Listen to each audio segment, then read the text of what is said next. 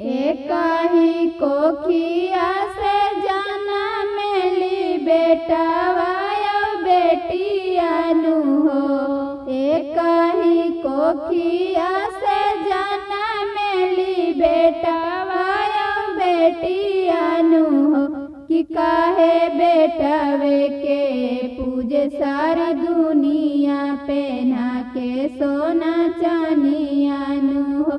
कि काहे बेटावे के पूजे सारा दुनिया पहना के सोना चानियानु हो।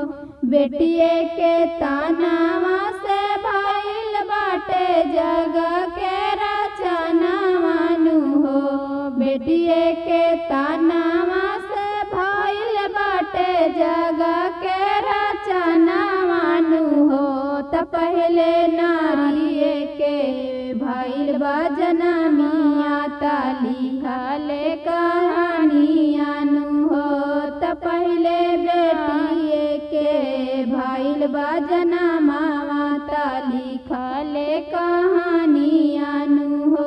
कि काहे बेटावे के पूजे सारा दुनिया पहना के सोना चानियानु हो।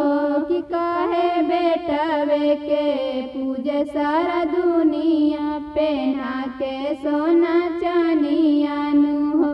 बेटवा के करे लोग बड़ा